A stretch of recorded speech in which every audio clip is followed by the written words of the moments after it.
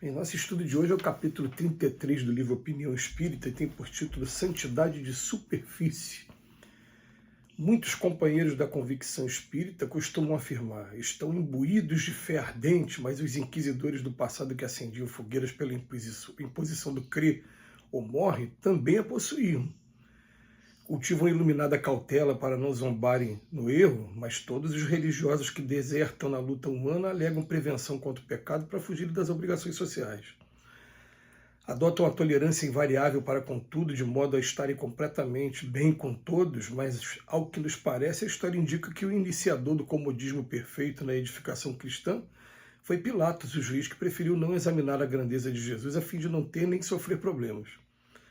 Agem unicamente sobre o móvel das boas intenções e que por isso mesmo não concordam com disciplina de método na prestação da caridade, mas todos os que complicam as vidas alheias a pretexto de fazerem o bem na hora do desastre, asseveram chorando que se achavam impelidos pelos mais puros intentos.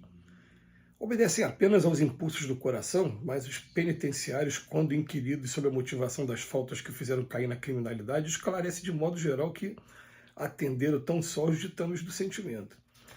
Consideram de maneira exclusiva o burilamento do cérebro, mas do ponto de vista da inteligência hipertrofiada no orgulho, todos os promotores de guerra formaram e ainda formam entre as cabeças mais cultas da humanidade. Os companheiros da seara espírita, no entanto, sabem com Allan Kardec que o espírito é chamado a usar confiança e zelo, indulgência e bondade, pensamento e emoção, aliando equilíbrio e fé raciocinada, na base da reforma íntima com serviços incessantes para os outros.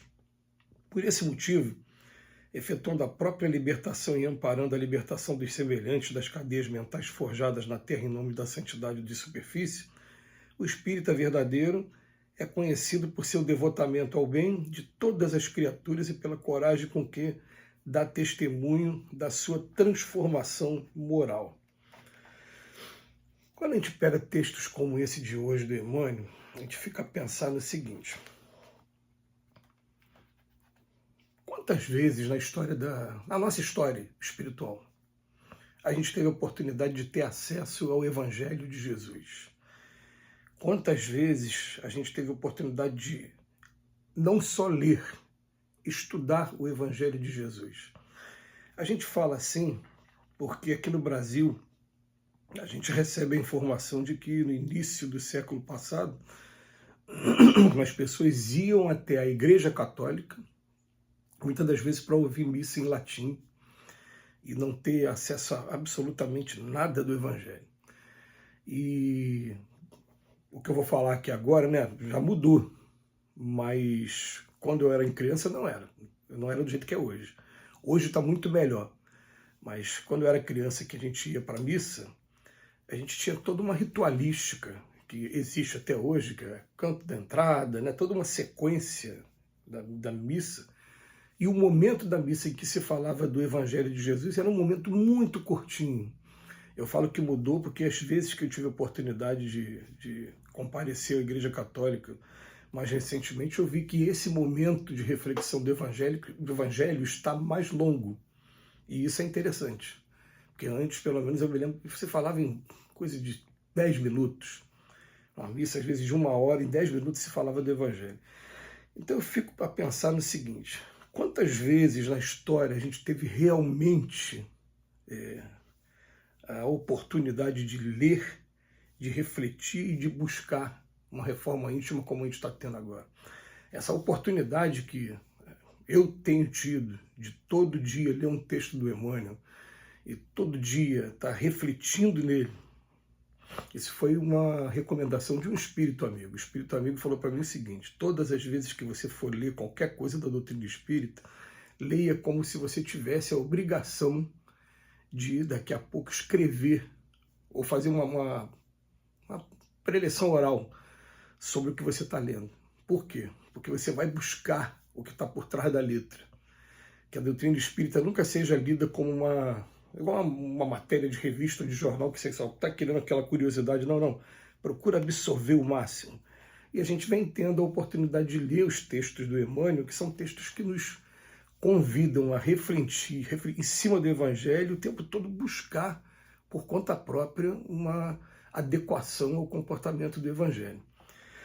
O que o Emmanuel vem falar no texto de hoje é que muitas das condutas que algumas pessoas têm nos dias de hoje, imbuídos da religião, do espiritismo, elas sempre foram condutas normais, praticadas pelos homens nas diversas religiões, nas diversas culturas e até nos diversos períodos da humanidade.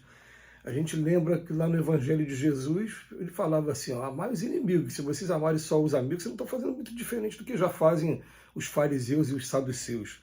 Vamos parafrasear agora isso, vamos trazer para os dias de hoje, porque o que ele vem falar aqui para a gente?